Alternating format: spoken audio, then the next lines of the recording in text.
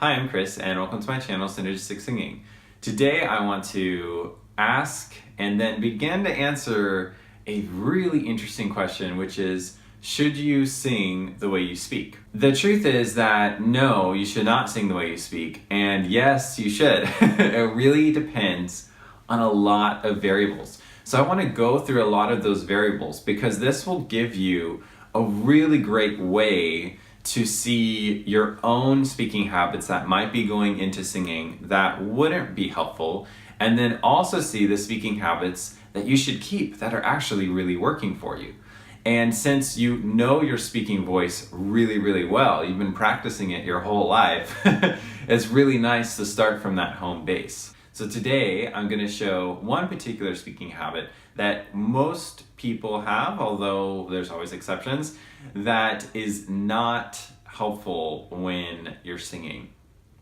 This particular habit is the tendency to start off syllables or the beginning of a phrase or really any vocal sound in your speech at a louder volume and then letting that volume drop over time. In this example, I'll be singing one time through the beginning singer habit of starting with a louder volume in the beginning and then just letting the volume drop off over time and become less steady until the end of the phrase. And then I'll do it again, but this time I will keep my volume steady and maybe even have it grow over time.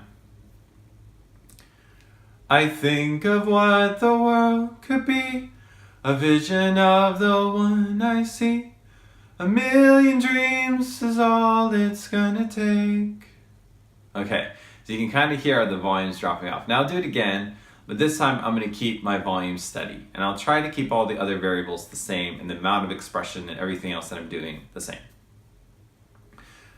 I think of what the world could be, a vision of the one I see. A million dreams is all it's gonna take. Okay, so I ended up changing a bunch of stuff. It's really hard to not change any other variables and just change that one variable of the volume.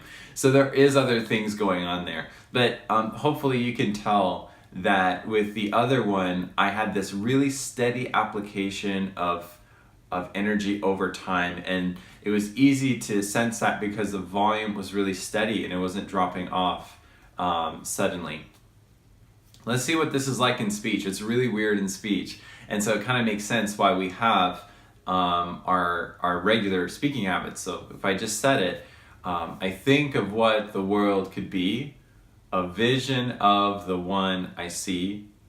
A million dreams is all it's gonna take. Notice how there's lots of little moments of silence there. Those are all opportunities where I could lose air. Not a problem when I'm speaking, but when I'm singing, that can really get in the way of easy, free singing. So now, let me show you, kind of see if I can show you the volume drops there. I think of what the world could be, a vision of the one I see. So drop, drop, drop, drop constantly as I go. If I did in speech what I'd want to do in singing, I think of what the world could be, a vision of the one I see. A million dreams is all it's gonna take. Now, how strange would it be to talk in this way? Right? We don't speak that way, so it will really take conscious effort to sing that way. Now, here's a really cool exercise. To train this, you can take any particular phrase and just change it to what you would do for singing, which is to keep generally a steady volume. Steady volume is it's an easier place to sing in at first. Over time, that will change. There's a lot of reasons why this is an easier starting point as a singer when you're learning a song. So one reason is our energy and our volume tend to be entangled with each other. So when we drop the volume suddenly, we also tend to not use as much energy in our singing. Then another thing as well is when we drop our volume and our energy and air are entangled with each other. So when we drop our volume, we tend to also have a lot of air escape at the same time. So by keeping the volume really steady, it's just like a little trick to also keep your airflow in check, not having sudden bursts of a lot of air escaping unconsciously as you go.